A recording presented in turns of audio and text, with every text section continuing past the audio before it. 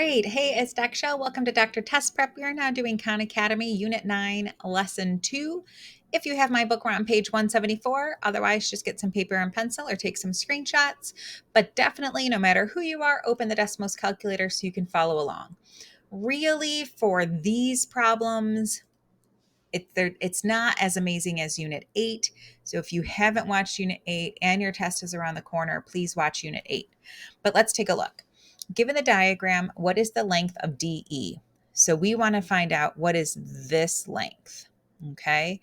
Now, we have to remember that with parallel lines, these angles match up. So basically, what I tell my students to do is draw fraction bars. So we're going to have this 2.5 fraction bar is going to match this DE that we want. This 3.1 is going to match this 9.3. So because of alternate interior angles, the triangles rotate. Now we just put the proportion in the Desmos calculator. Hit the divide symbol first, 2.5 in the numerator, 3.1 in the denominator, use the arrow key, equals divide symbol again, x in the numerator, 9.3 in the denominator, and there's our answer. Boom, 7.5. I mean, your sixth grade self would have loved to use the Desmos graphing calculator. That's all I gotta say. All right, let's take a look at what's going on here. Triangle ABC. So this whole thing here is an isosceles triangle. It wants to find the measure of x. Well, we've got a lot going on. First, because it's an isosceles triangle, we know that the base angles of an isosceles triangle are congruent. So if this measure is, let's just erase so we can see it a little bit better. If this measure is 40, basically we have to first do 180 minus that 40 degrees gives us 140.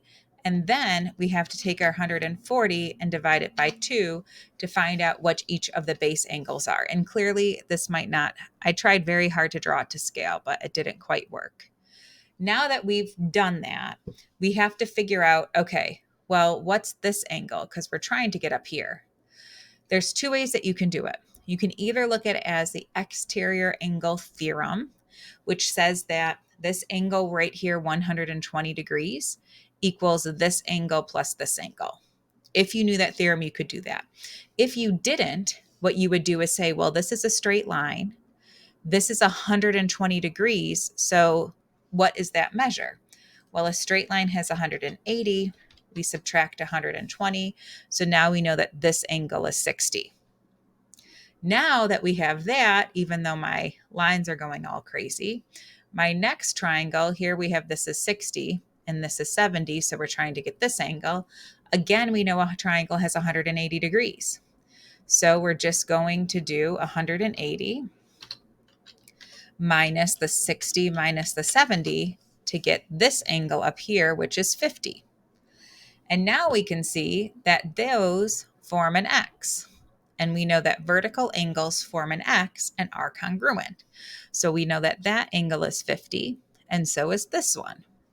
And now finally, we can get the answer by taking 180 degrees, subtracting the 50 degrees, that's the vertical angle, and subtracting the 65 degrees that they give us to leave this as also 65 degrees. Okay, so this wasn't super hard. We just had to think reasonably to kind of get through it.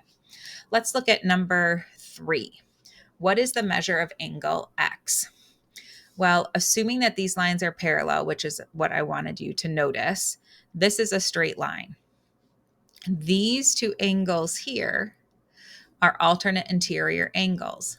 And because they're alternate interior angles, they're congruent. So we have to figure out, what is this angle measure? Well, a straight line is 180 degrees again. So we're taking our 180 degrees, we're subtracting the 50 degrees that they gave us, and then we can see this little right angle-y guy here, which means we also will subtract 90 degrees. That leaves this angle as 40. And because these are alternate interior, that one is also 40. All right, this concludes the 3 basic questions. Come back for the next video where we're going to go over the harder examples for Unit 9, Lesson 2. I'll see you soon. Bye, guys.